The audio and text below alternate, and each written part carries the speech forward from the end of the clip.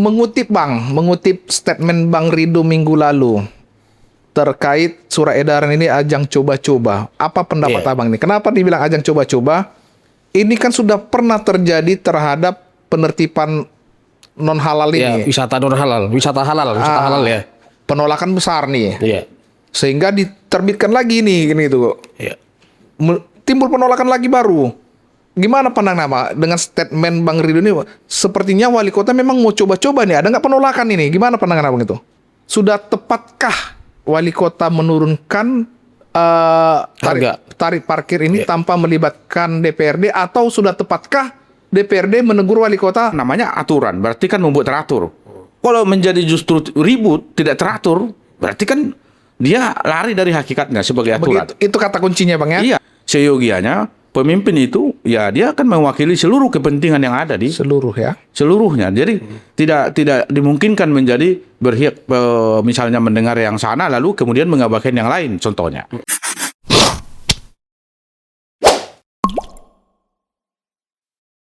Ya, kembali lagi kita di program Cakap-Cakap Hukum bersama DPC Pradi. Kali ini kita kedatangan narasumber yang luar biasa, yang mungkin sedikit Abang jelaskan nanti, merupakan dekan Fakultas Hukum ya. Doktor, sudah doktor dan akan menuju profesor Bang ya. Amin. Dekan Fakultas Hukum HKBP Nomensen, yang kebetulan Abang ini memang spesialis hukum tata negara ya Bang Do ya. Boleh Bang, ahlinya di sana ya. Boleh perkenalkan sedikit Bang, biar teman-teman masyarakat tahu sedikit profil Abang. Ya, baik. Terima kasih Adinda. Ya, buat teman-teman, saudara-saudara sekalian yang mungkin gemar untuk melihat diskusi-diskusi yang berkembang di Pradi Medan. Kali ini saya Jan Patar Simamora, Dekan Fakultas Hukum Universitas HKBP Nomensen, hadir untuk memenuhi undangan Pradi Medan di bawah kepemimpinan Adinda saya ini, Dwi Sinaga. Luar biasa. Kalau satu lagi narasumber kita Bang Rido Pandiangan sudah tidak asing lagi, yang selalu mengisi reguler kita. Nggak usah diperkenalkan lagi Bang ya? Nggak usah. Atau perlu? Penting, nggak usah. Oke, kira-kira Bang Do, apa kita bahas terkait hari ini, diskusi kita hari ini? Kebetulan kan Abang ini tata negara. Sorry Bang, saya manggil Abang ya Bang ya. Siap. Kalau dulu kuliah Bapak ya. Jadi kalau saya sebenarnya gini nih ke Bung Dwi ya kan, karena memang sebelumnya kita sudah membahas terkait soal surat edaran itu ya, surat edaran. Nah, kebetulan juga Bapak ini adalah salah satu ahli dalam ketatanegaraan gitu ya, terkait soal perundang-undangan. Nah, aku pikir itu yang paling enak sekarang yang dibahas. Terkait soal surat edaran wali kota terakhir ini. Memang Bang, edisi kemarin sudah kita bahas melalui Bang Rido terkait surat edaran, baik itu perwal, perbub, sudah sedikit mengulik. Cuman ada masukan kurang klop ini kalau belum ahlinya. Betul. Jadi sedikit pertanyaan Bang, dalam membuat suatu surat edaran, nggak usah surat edaran dulu deng.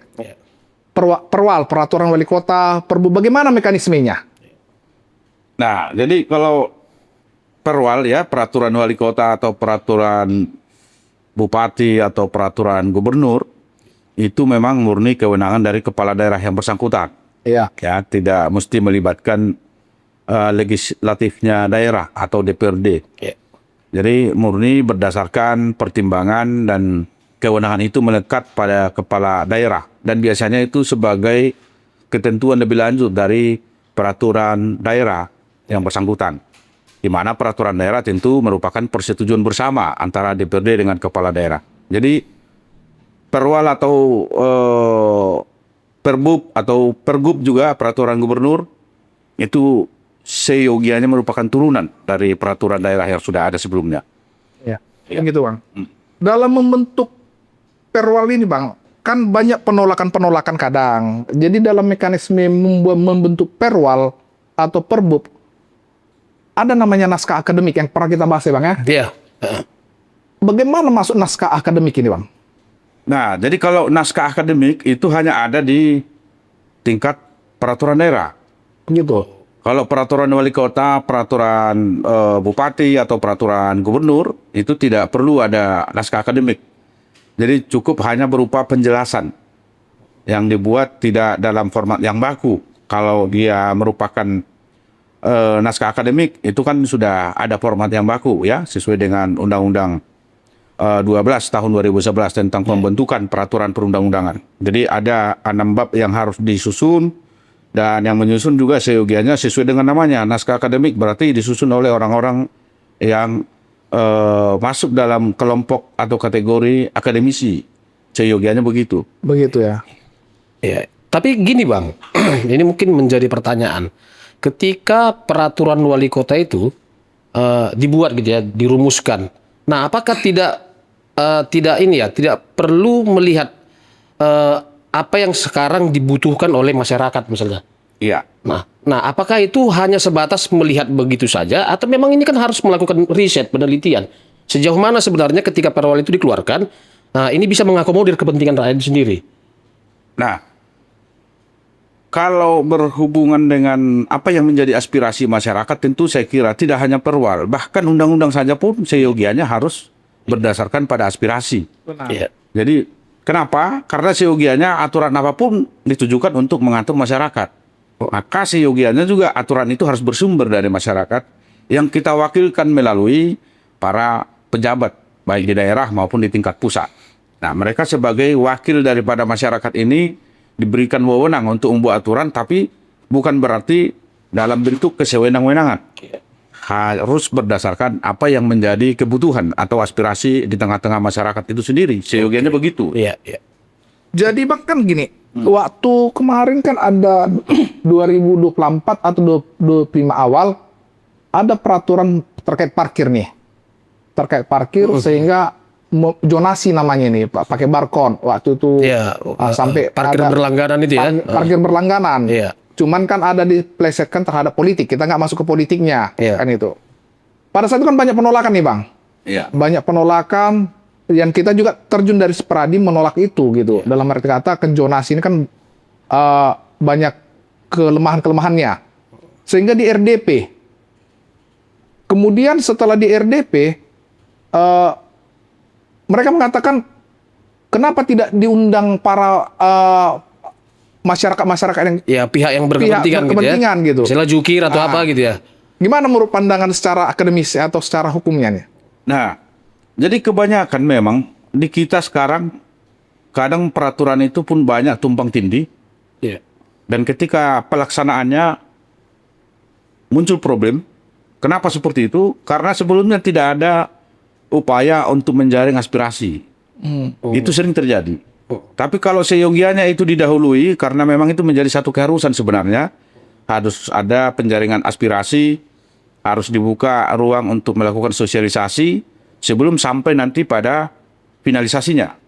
Jadi sebelum disahkan, mestinya itu sudah harus disebarluaskan melalui berbagai forum. Apakah misalnya melalui diskusi-diskusi terfokus ya, seperti FGD misalnya, atau melalui program sosialisasi ke berbagai segmen di masyarakat. Apakah itu misalnya di lingkup keagamaan atau pendidikan, atau mungkin di organisasi kepemudaan misalnya.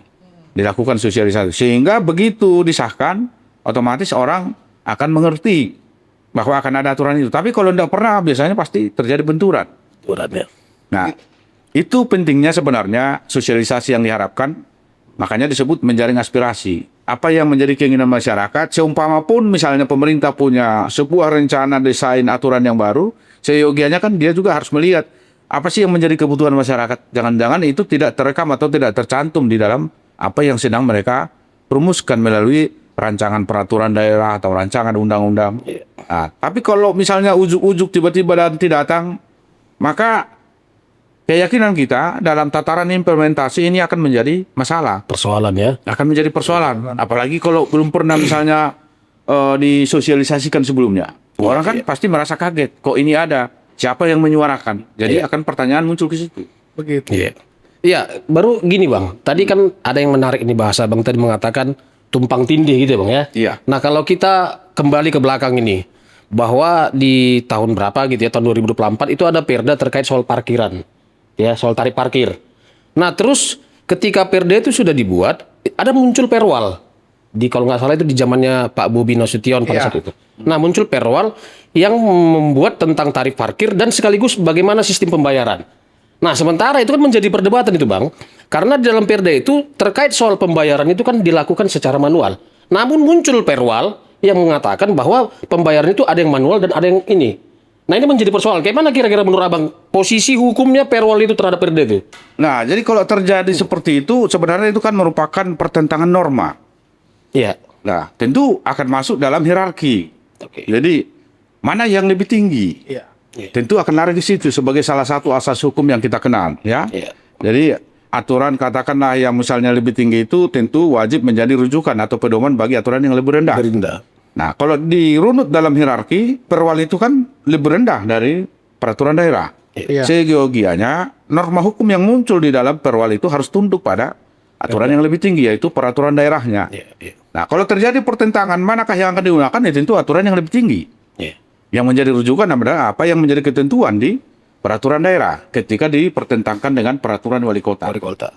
Seyogianya begitu. Iya, iya. Nah, terus kan gini, Bang. Ini kan ada perbedaannya, ada tumpang tindih pada saat itu. Ada perwal yang mengatur tentang pembayaran sistem dengan sistem barcode dan sistem manual. Namun perdanya hanya mengatur satu sistem.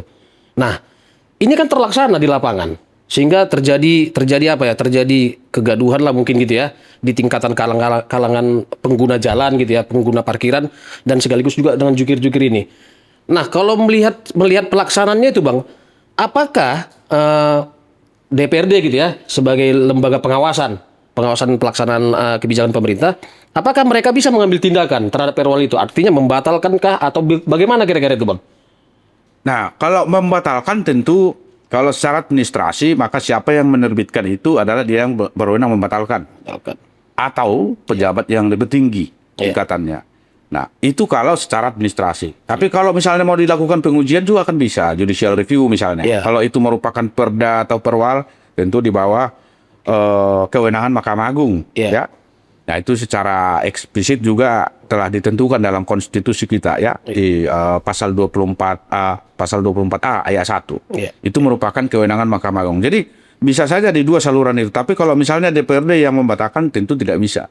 Hanya mereka bisa melakukan fungsi pengawasan terhadap aturan yang ada itu. Kalaupun misalnya katakanlah itu dianggap tidak relevan atau misalnya perlu untuk dilakukan pengkajian ulang misalnya, tentu mereka memberikan saran itu pada eksekutifnya atau wali kota.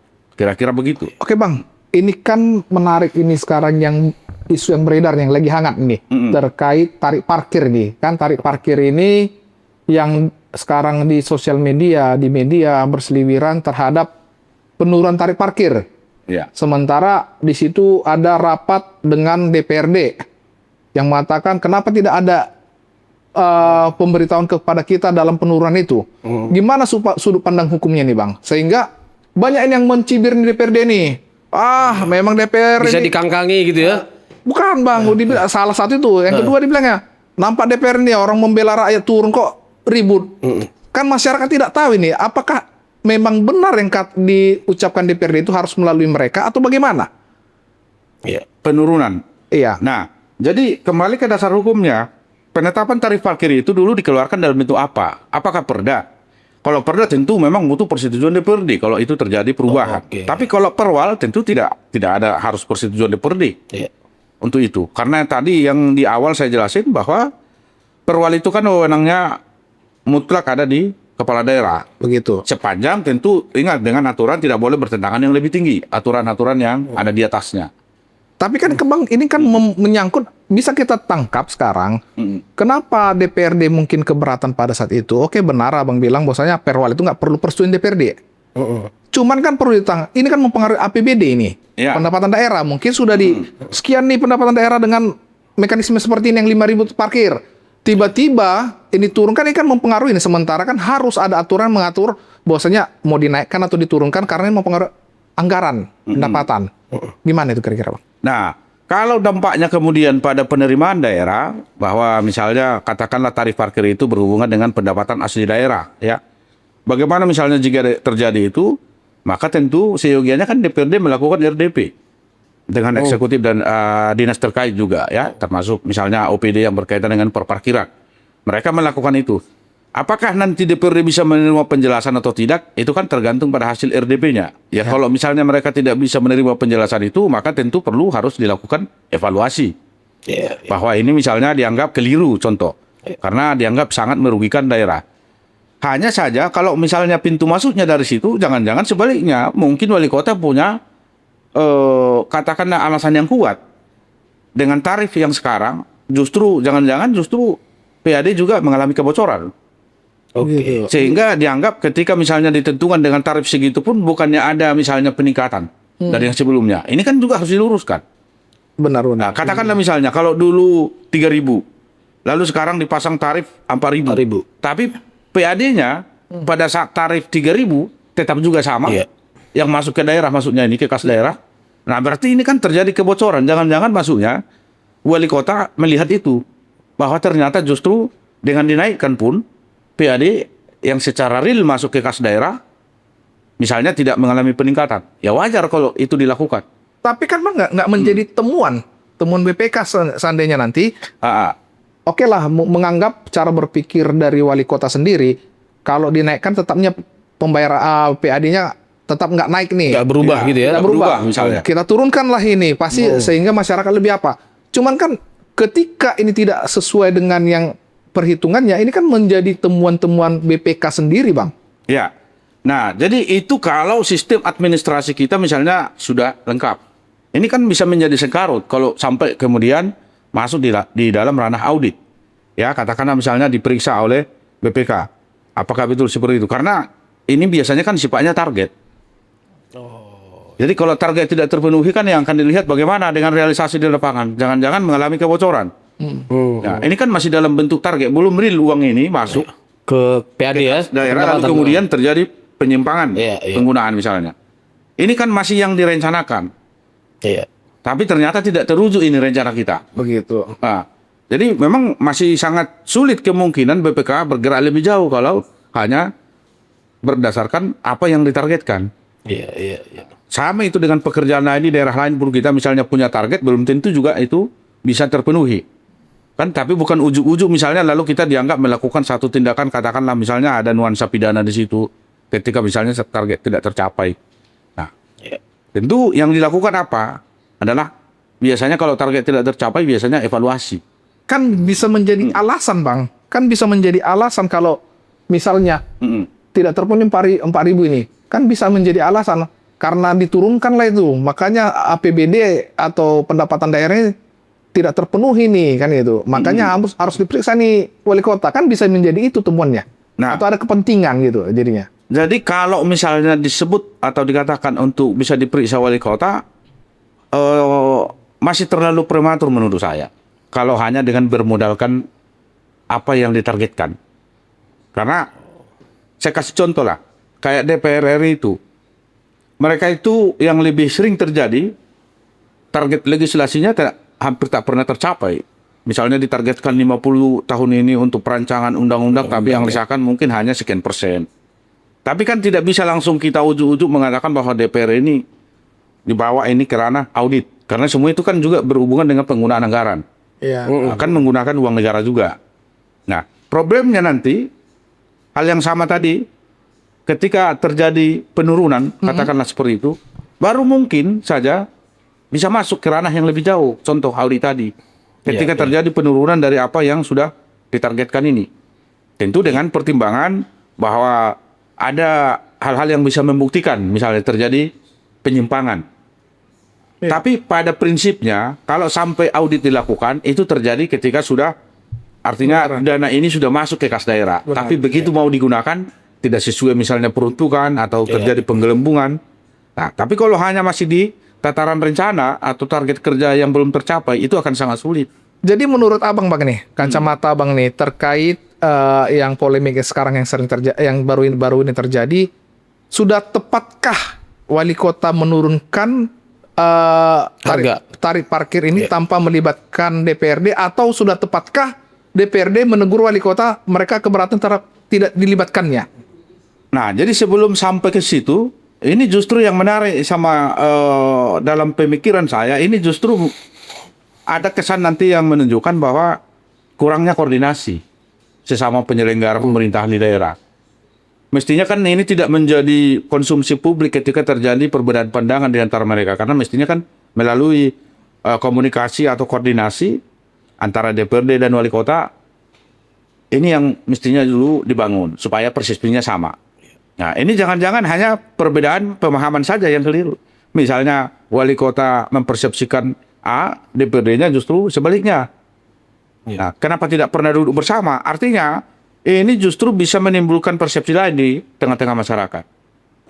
Jangan-jangan pemerintah ini tidak bisa sejalan ini untuk Begitu. mengelola daerah ini. Tidak bisa katakanlah misalnya satu pemandangan bagaimana untuk menata kota Medan menjadi lebih baik. Nah, itu dari persepsi itu dulu. Nah, Gitu. tapi kalau persoalan apakah DPRD bisa misalnya melakukan atau meminta klarifikasi atau penjelasan kepada wali kota, ya tentu itu menjadi kewenangan mereka. Gitu. Mereka kan juga punya fungsi pengawasan tuh, ya. Selain dia punya fungsi di anggaran, sekarang juga punya fungsi pembentukan perda yang dulu kita sebut legislasi daerah. Lalu kemudian di pengawasan. Di pengawasan itu sebenarnya kan mereka bisa masuk. Nah, paling tidak meminta penjelasan kepada wali kota, apa sih yang membuat wali kota terdorong untuk menurunkan tarif ini? Apa sebenarnya pertimbangannya? Bisa tidak diterima ini dalam pengelolaan satu daerah? Nah, kalau misalnya itu logis lah, kan akan masuk akal kan? Misalnya wali kota menjelaskan, wah ini memang kita lakukan ya dalam rangka begini misalnya. Atau karena setelah kita cek misalnya di lapangan berdasarkan data kita, justru sebaliknya misalnya. Justru yang terjadi adalah kebocoran, penyimpangan dari para petugas parkir. Nih. Nah, kalau seperti itu kan tentu kan susah menyalahkan wali kota. Tapi kalau wali kota juga misalnya tidak punya alasan yang kuat, karena sekalipun kebijakan, artinya bukan aturan yang dia buat, kebijakan pun mestinya kan harus ada kecermatan. Artinya kecermatan itu termasuk dengan mempertimbangkan untung rugi. Iya. Nah, kalau itu bisa dipertanggungjawabkan kan tidak masalah. Tapi kalau tidak bisa, hanya karena misalnya dorongan sesaat atau tindakan yang dianggap terkesan terburu-buru atau yang sifatnya misalnya tanpa satu pertimbangan yang memadai untuk itu, ya tentu wali kota kan bisa juga dipersoalkan sama DPRD Gitu. melalui fungsi pengawasan tadi. Atau menurut abang nih ini bernuansa politik ini biar mencari hati animo masyarakat nih. Nah, saya memang tidak Nggak sampai di situ ya. Artinya begini ya. Oh, bisa saja mungkin kesan itu muncul. Apakah ini menjadi semacam pengalihan isu? Iya. Ya mungkin kemarin karena orang rame-rame mempersoalkan wali kota karena surat edaran. Oh itu nanti kita bahas bang, nanti kita bahas. Jadi apakah misalnya mengalihkan itu sementara waktu? Ini akan memang kita tidak tahu persis. Tapi yang mau saya tekankan ya, ini dari sudut hukumnya. Iya. Sepanjang yang saya sebutkan tadi, bahwa jika memang tarif itu dulu ditentukan menurut peraturan wali kota, ya hal yang wajar ketika kemudian dia merubah tarif tanpa persetujuan DPRD.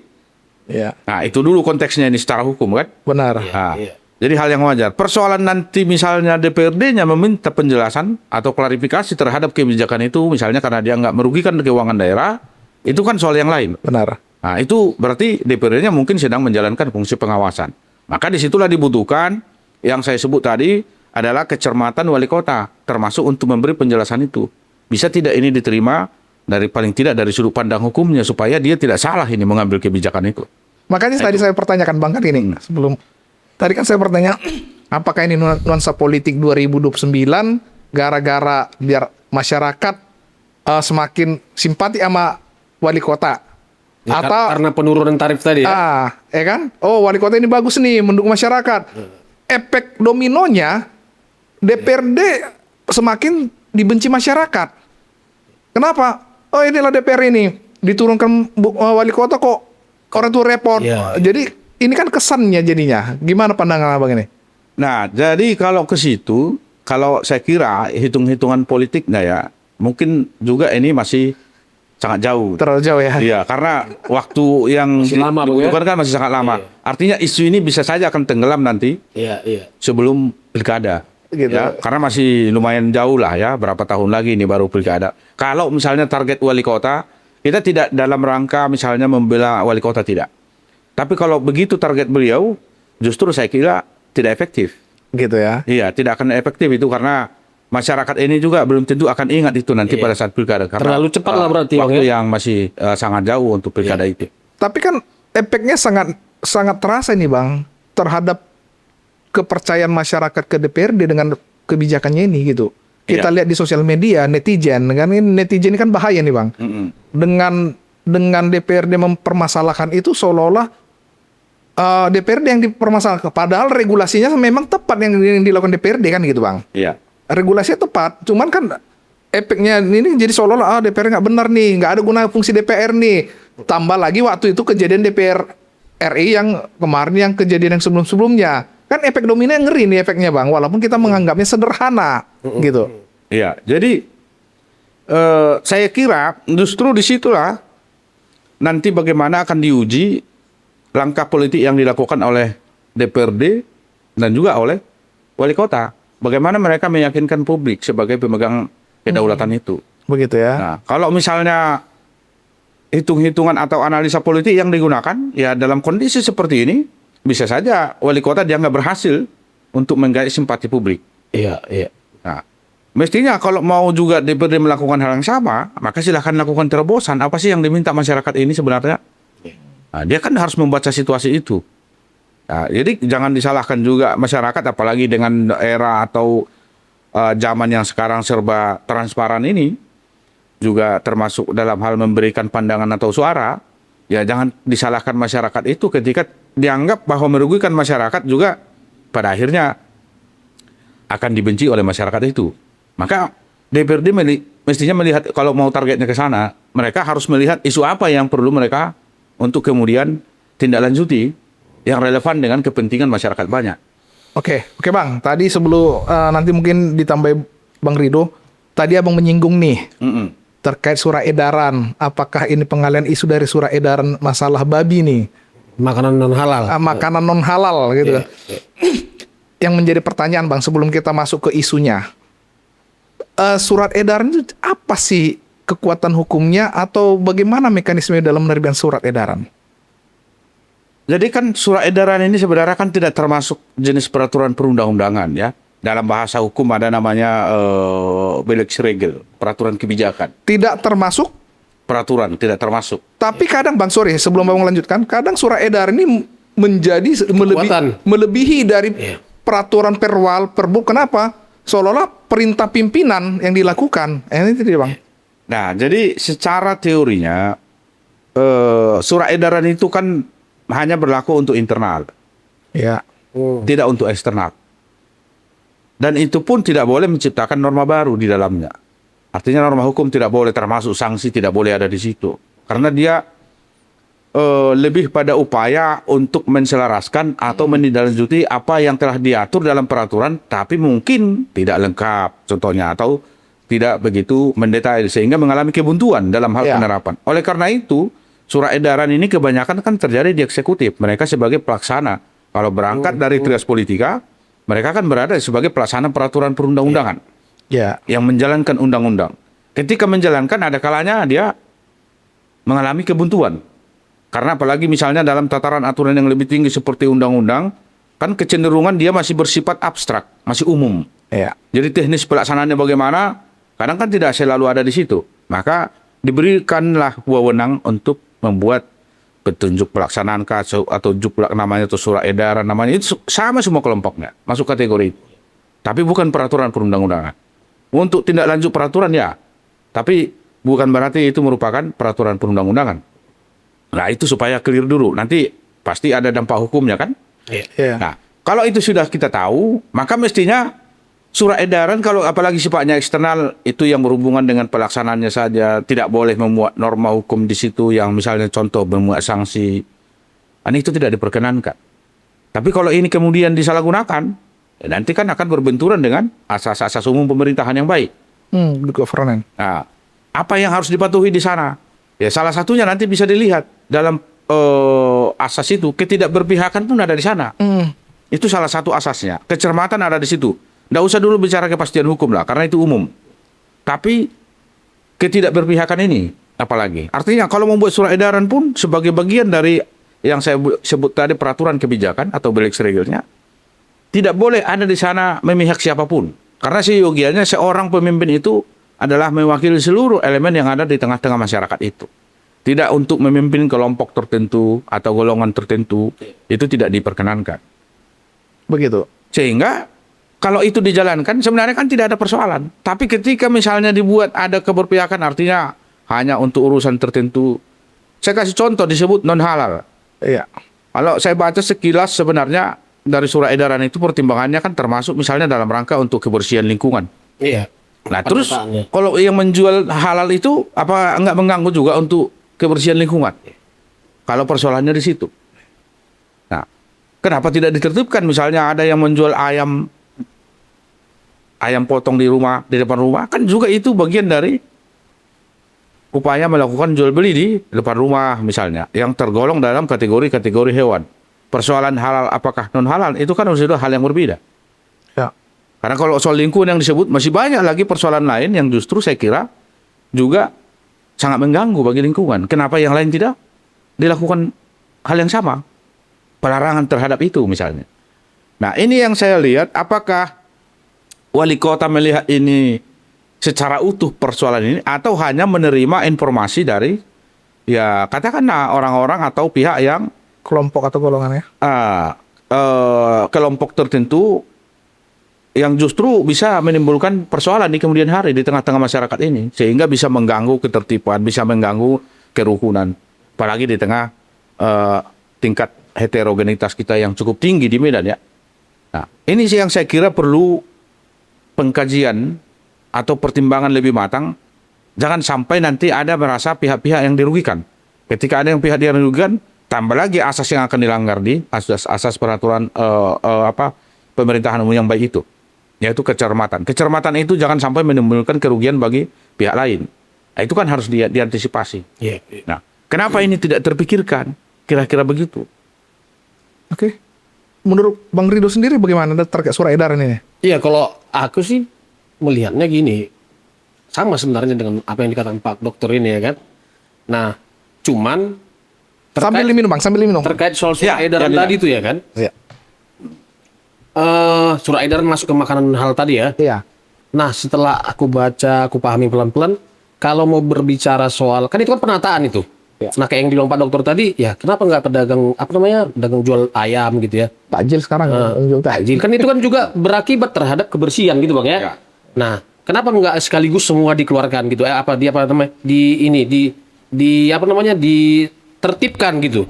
Iya. Nah, sepakat aku dengan kata Pak Dokter tadi bahwa ya kalau aku melihat ini ada diskriminasi, ada tekanan, ya kan. Akhirnya ya wali kota mungkin coba memposisikan dirinya mengeluarkan surat edaran itu, ya yang sifatnya memang ke sekelompok orang gitu dia. Itu menurutku. Iya. Ya harusnya kan kalau bicara tentang penataan, tentang surat edaran yang seharusnya menurut saya itu kalaupun mau dia keluarkan itu bicaranya bukan soal makanan halal tapi soal kebersihan. Nah gitu dia, soal penertiban ya artinya gimana limbahnya, pengelolaan limbahnya biar jangan sembarangan juga dibuang. Kira-kira gitu dia kalau menurut aku.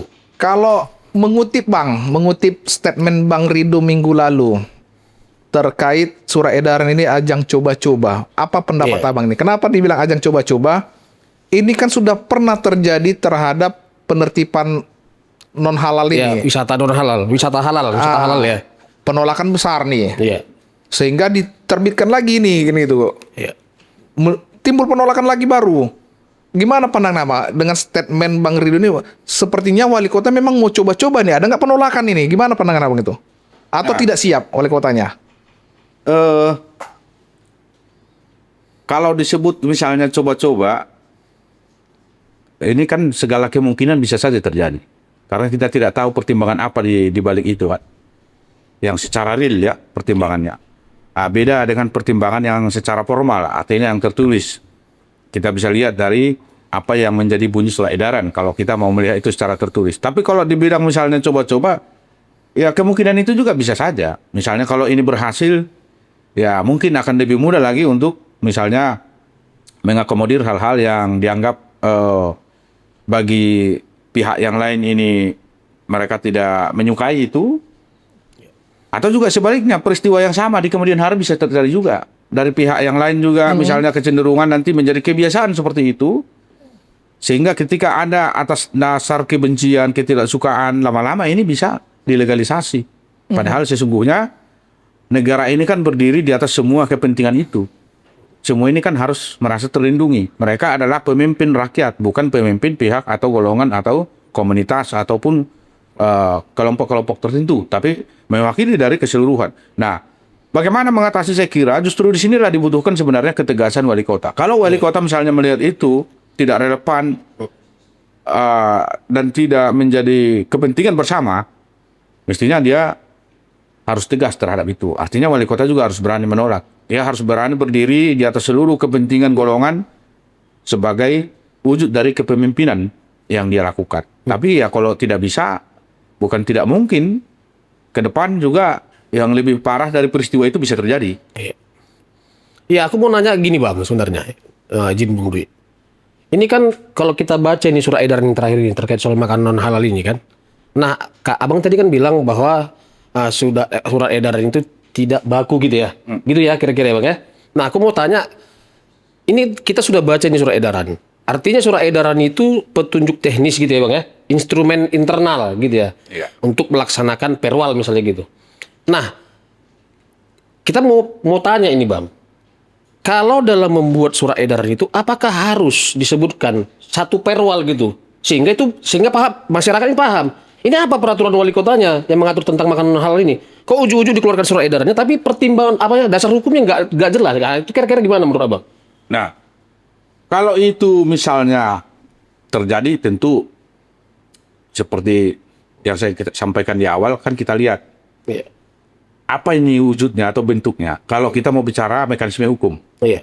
apakah misalnya perwal ini surat edaran ini masuk misalnya dalam kelompok atau rumpun yang mesti bisa dilakukan pengujian.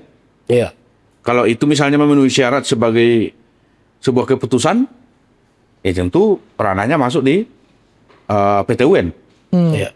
Untuk kemudian dilakukan pengujian ketika bicara mekanisme hukum. Ya. Iya. Iya. Nah, tapi kalau di awal untuk peraturan yang mestinya diuji Mahkamah Agung, kalau surat edaran tentu kan tidak. Saya sudah katakan di awal, surat edaran kan tidak masuk bagian dari peraturan perundang-undangan. Iya. Karena dia lebih pada petunjuk teknis sih Pak, Iya. untuk pelaksanaannya bagaimana.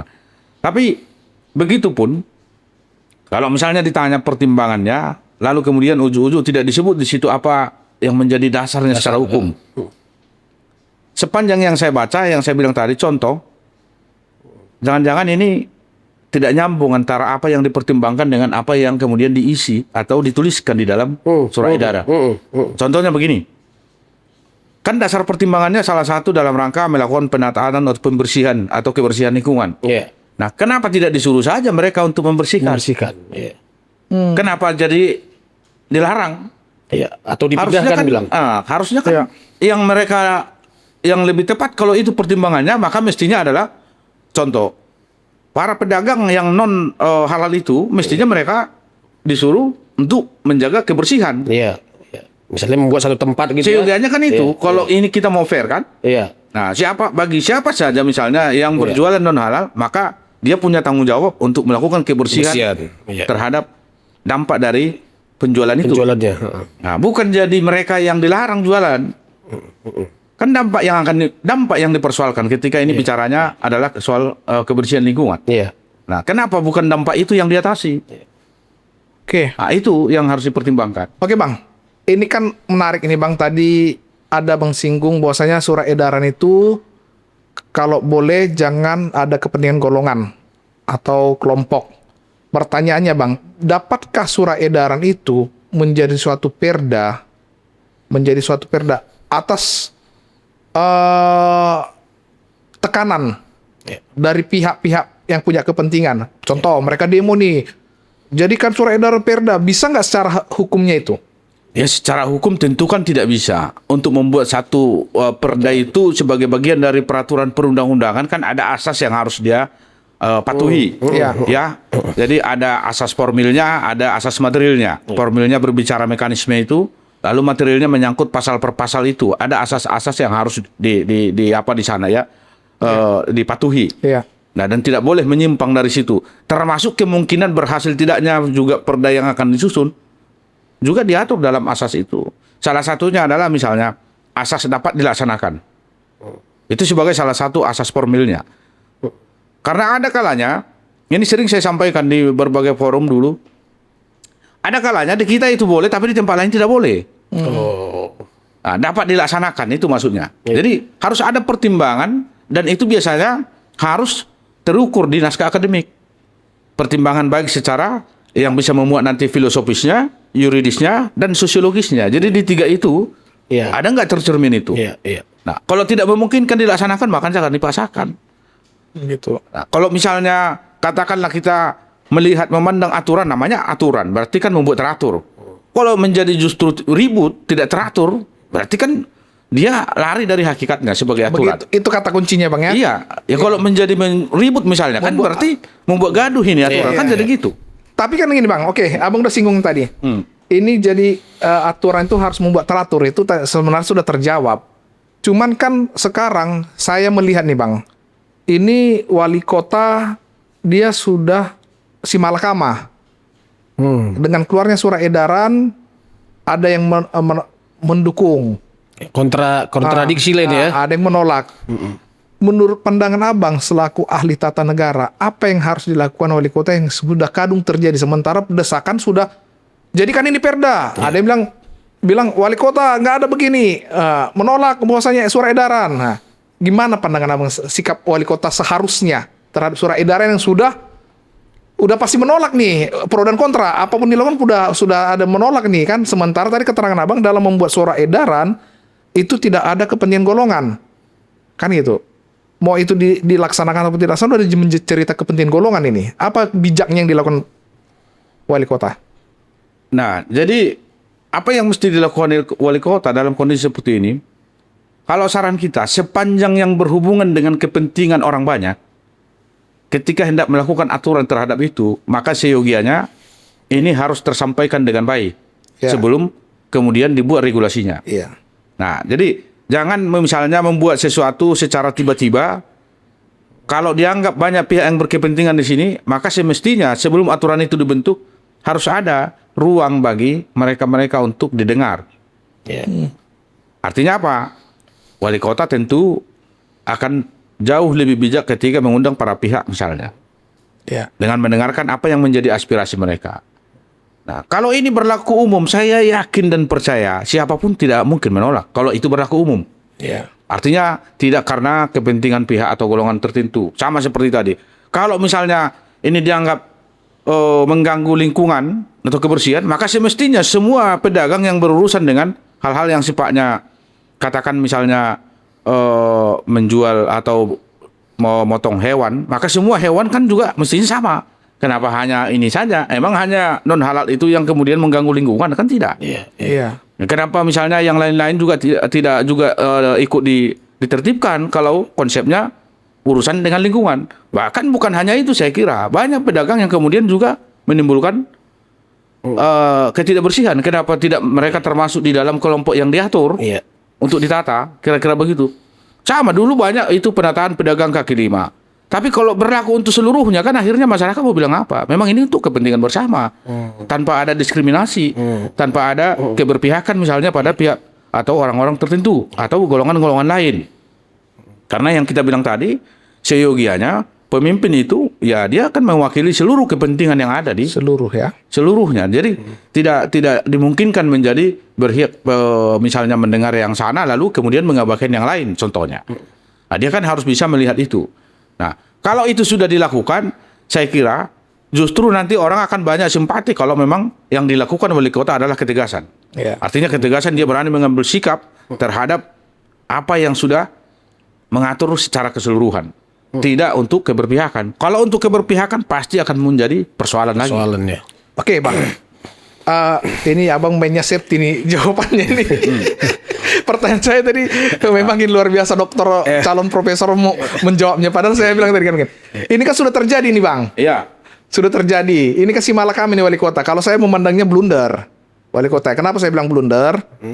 Dia setelah dikeluarkan surat edaran ada penolakan karena melihat ada penolakan demo besar-besaran, dia undang nih FKUB.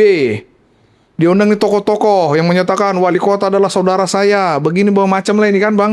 Nah, berarti dia butuh support. Saya melihat ini dia kurang persiapan dalam menerbitkan surat edaran. Cuman sudah terbit nih, sudah gaduh nih. Dia mau cabut, ini eksistensi. sudah ada pendukungan juga. Iya. Ya. Apa seharusnya sikap yang dilakukan oleh kota ini Bang sekarang dengan kondisi yang sudah kita anggap nih blunder? Kalau saya menganggap ya menurut keyakinan saya Iya. blunder. Blunder dan tapi dia kan si Malakami nih. Gimana pandangan Abang ini sekarang? Nah, jadi konkretnya saja ya. Ya kalau memang wali kota katakanlah menyadari ini menjadi semacam problem atau polemik di tengah-tengah masyarakat, ya tentu sebagai orang-orang yang telah dipercaya untuk menjadi pemimpin, ya tentu harus bijaksana melihat ini. Jika itu dianggap memang sebuah kekeliruan, maka ya seyogianya Cabut gitu ya. Oke, dicabut Bang. Sementara sudah ada lagi yang seberang Resiko lah itu mungkin. dukung wali kota. Jadikan ini perda. Dukung surat edaran wali kota katanya. Nah, ini kan bingung nih. Jadi makanya saya bilang, artinya apapun pilihannya bagi wali kota pasti ada yang pro, ada yang kontra. Iya. Itu hal biasa. Tapi wali kota disitulah kebijakan yang mau dia lihat. Jernih tidak mempertimbangkan persoalan itu. Kalau memang ini justru menimbulkan polemik, dia harus berani berdiri di atas segala kepentingan pihak itu. Pembelajaran lain buat wali kota ya Bang ya. Iya. Jadi dan tidak menjadi, saya kira tidak menjadi dianggap tidak konsisten beliau ketika orang misalnya melihat kalau ada kekeliruan, justru dianggap dia berbesar hati. Gentleman kalau Gentleman, orang yang bertanggung jawab, Iya. ya kan? Jadi sehingga orang yang saya kira patuh untuk kemudian paling tidak inilah ya direkomendasikan menjadi pemimpin yang baik. Iya. gitu. Nah, karena berani misalnya mengakui bahwa ketika terjadi kekeliruan, toh juga memang ya sepanjang namanya manusia pernah melakukan kekeliruan. Iya. Persoalannya adalah ya mau tidak belajar dari misalnya ketika terjadi kesalahan, terjadi kekeliruan, mau tidak kita belajar dari peristiwa itu. Kalau mau lebih baik ini ke depannya tata kelola pemerintahan kita ini. Oke. Berarti kalau kayak gitu Bang, sama seperti yang saya katakan minggu yang lalu, bahwa surat edaran ini memang sebenarnya prematur, coba-coba menurut saya. Iya. Karena itu tadi kan, pada saat mengeluarkan surat edaran menurutku ya, seharusnya kan dia melihat banyak hal, melihat banyak aspek. Bicara soal makanan non halal ini kan sensitif. Harusnya kan dia melihat itu dulu, sehingga tidak terjadi kerisuhan, kan gitu kan? Nah ini sebenarnya, menurut saya Bang ya, karena memang yang sekarang ini, sekarang ini kan banyak ini sekarang ada yang pro, ada yang kontra. Malah ada sekarang yang mendorong supaya surat edaran itu menjadi perda. Dan sebelum menjadi perda juga, ini Satpol PP juga sudah melakukan tindakan, melakukan penggusuran ini, kan gitu Bang kan? Nah, sementara ketika dilakukan itu ada perlawanan dari masyarakat, khususnya pedagang makanan non halal ini. Nah, itu dia Bang, yang saya lihat. Sehingga saya menyimpulkan bahwa ini memang masih prematur, masih coba-coba menguji ya kan. Mudah-mudahan tenang kan gitu ini. Oke Bang, saya mencakup ini statement Bang Ridho ini udah nggak terasa nih waktu udah habis Bang. Jadi ada statement Bang Ridho tadi yang ku anggap bahwasanya Satpol PP melakukan penindakan. Ya, penindakan.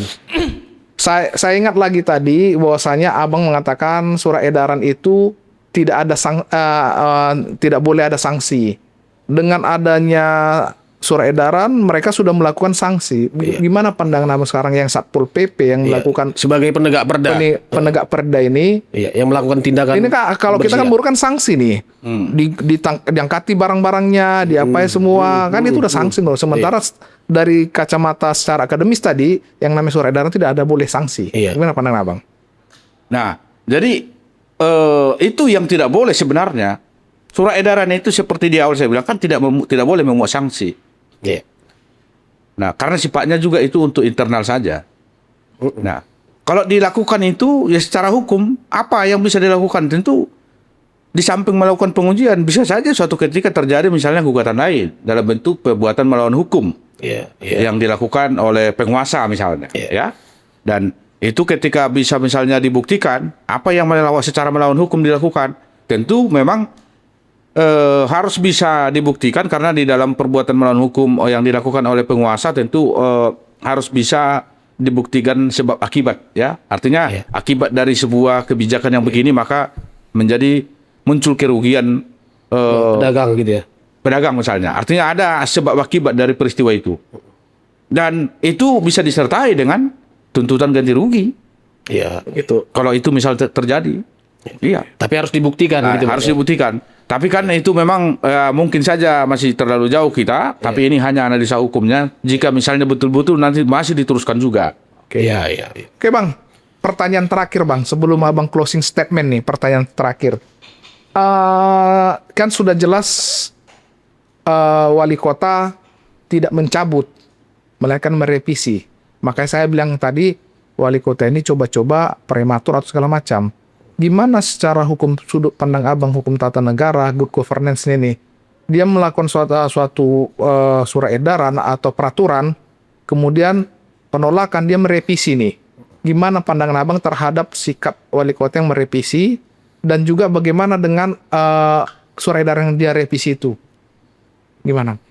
Nah, jadi kalau dilakukan revisi, kan sebenarnya secara tidak langsung itu bisa dimaknai bahwa di sana ada kekeliruan Iya. yang mesti mungkin diluruskan. Iya. Dan memang secara hukumnya pun ketika dipertimbangkan itu tadi persoalan yang kita sampaikan. Kalau mau dilakukan penentiban, kalau berkeadilan artinya berlaku bagi seluruh yang namanya jenis perdagangan yang mengganggu kebersihan. Mestinya kan itu yang menjadi bunyi dari surat edaran. Bukan misalnya jadi hanya untuk sepihak kelompok-kelompok atau misalnya pedagang-pedagang tertentu. Nah, ini yang kemudian menimbulkan persepsi bagi orang, ya kesannya menjadi tidak baik.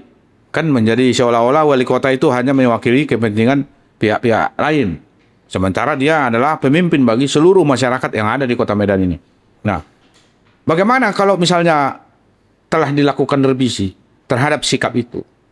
Saya kira yang saya sampaikan tadi, bahwa ketika wali kota berani melakukan revisi itu, maka itu harus kita hormati sebagai salah satu sifat yang patut kita acungi jempol, saya kira. Ketika dia masih mau mendengarkan suara, masih mau menyahuti aspirasi, maka seyogianya kita menghormati itu sebagai kebijaksanaan yang patut untuk diteladani. Nah, dan mudah-mudahan dia membaca betul situasi itu, bahwa ternyata ya aturan ini bukan justru membuat tertib, tapi malah menjadi tidak tertib, tidak teratur malah. Artinya hakikat sebuah surat edaran yang dikeluarkan itu bisa menjadi kehilangan marwah ketika misalnya yang terjadi adalah sebaliknya. Orang menjadi ribut, menjadi terganggu. Apalagi sebenarnya kan mereka juga mencari nafkah di tengah, ya katakanlah himpitan ekonomi yang sekarang kan tidak dengan secara mengganggu orang lain. Tidak melakukan perbuatan-perbuatan yang bertentangan dengan hukum ketika mereka misalnya mencari nafkah dari pekerjaan atau dengan berjualan seperti itu. Sehingga hal yang wajar saya kira ketika wali kota juga berpikir untuk kemudian melakukan perbaikan, ya berdasarkan aspirasi yang sudah berkembang di tengah-tengah masyarakat itu. Baik, Bang. Tidak terasa waktu. Habis ya. Ini berisi semua ilmu semua, kurang ini kayaknya. Waktu Sekali lagi nanti kita undang Pak Dokter. Tapi nanti kita undang lagi nanti, Bang. Jangan buat closing statement, Bang.